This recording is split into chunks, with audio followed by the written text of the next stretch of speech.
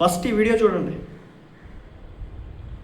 కనిపిస్తున్నాడు కదా, ఆయన కేటీఆర్ గారు అనమాట. నిన్నటి నుంచి ఈ వీడియో సోషల్ మీడియాలో బాగా వైరల్ అవుతుంది. సో కేటీఆర్ గారు వచ్చేసి అతనికి సన్మానం చేస్తున్నారు, శాల్వా కప్పినాడు. ఎందుకు కప్పినాడు అంటే అతను జేఈఈ మెయిన్స్లో టాపర్ అంట. మీరు అక్కడ చూస్తే కనుక అబ్బాయి కేటీఆర్ మీద చేసినాడు, భుజం మీద డైరెక్ట్గా. ఆ అబ్బాయి ఏజ్ ఎంత ఉండదు, తిప్పి కొడితే 20,000 కూడా ఉండవు. సో అతను చేసినాడు, చాలా అన్కంఫర్టబుల్గా ఫీల్ అయినాడు. ఎవరు? కేటీఆర్.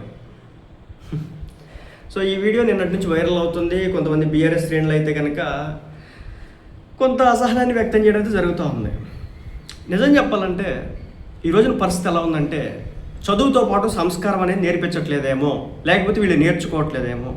ఒక జేఈఈ మెయిన్స్ టాపర్ అయ్యుండి ఒక సంస్కారం లేకుండా, అంటే పెద్దోళ్ళు కనపడంగానే మనం కాళ్ళ మీద పడుతుంటాం, మన సంప్రదాయం ప్రకారం గౌరవిస్తుంటాం.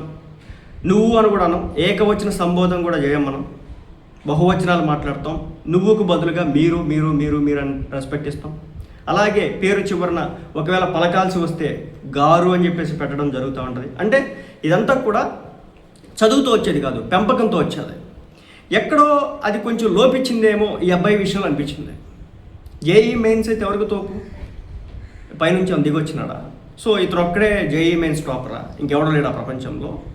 సో మరి ఇతను చివరాఖరికి ఆ జేఈఈ మెయిన్స్ రాసి అయిన తర్వాత రేపు పొద్దున ఏదో ఒక జాబ్లోకి వెళ్ళాల్సిందే కదా, ఏదో ఒకటి చేయాల్సిందే కదా, ఉట్టి ఖాళీగా అయితే కూర్చోడు కదా.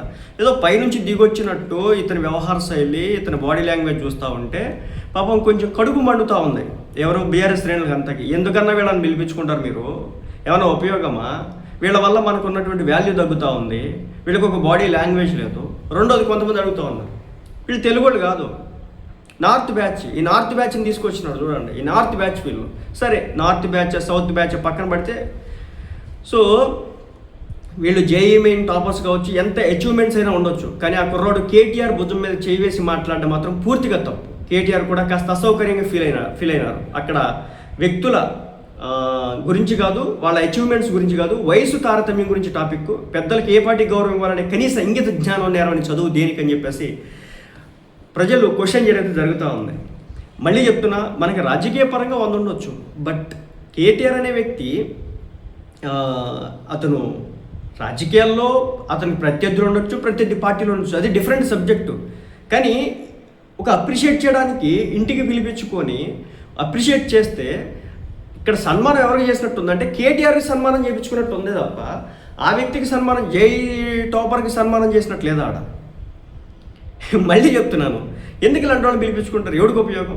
పైసాకు ఉపయోగమా? మీకు ఏమైనా వచ్చి వస్తుందా? లేదు కదా. ఎవడో సాధించట్లేదా? ప్రతి ఒక్కడు లైఫ్లో పోరాటాలు చేయాల్సింది, వాళ్ళు ఒక దాన్ని ఎంచుకుని దాంట్లో పోరాటం చేసినారు, అంతే కదా. అంటే పైనుంచి అని దిగొచ్చినాడా, లేకపోతే తోపా తురుముకానా, దేనికోసం అని చెప్పేసి భుజం మీద చేయాల్సింటే అసలు ఈ వీడియో ఎందుకు బయట పెట్టాను నాకు అర్థం కాదు. బీఆర్ఎస్ వాళ్ళు మాట్లాడుకుంటారు, ఈ వీడియో అసలు ఎందుకు బయటకు వచ్చింది, దేనికోసం బయట పెట్టుకున్నారు, అర్థం కానటువంటి పరిస్థితి. లిటరల్గా చెప్పాలంటే ఇది కేటీఆర్ గారికి కొంచెం అవమానించినట్టుగా అయితే కనిపించింది. కేటీఆర్ గారిని అవమానించినట్టు కనిపించింది. మీరు అడగవచ్చు, రాజకీయ నాయకుల గురించే కాదు ఇక్కడ మాట్లాడుతుంది నేను. ఒక వయసు ఉండాలి కదా. కేటీఆర్కి సంబంధించినటువంటి కొడుకు వయసు ఆ వ్యక్తి, ఆ అబ్బాయిది, ఆ వచ్చిన అబ్బాయిది. తండ్రి వయసు ఉన్నటువంటి వ్యక్తి ఇంచుమించు. అలాంటి వ్యక్తి భుజాల మీద చేతులు వేసేసి ఆ చూసే విధానం కావచ్చు, ఆ బాడీ లాంగ్వేజ్ కావచ్చు, ఆ వ్యవహార శైలి కావచ్చు, చూడడానికి కొంచెం ఇబ్బందిగా ఉందన్నమాట. ఎక్కడి నుంచి వస్తారో తెలియదు, సంతంతా కూడా తీసుకొచ్చి ఇట్లా వేస్తూ ఉంటారు పాపం కేటీఆర్.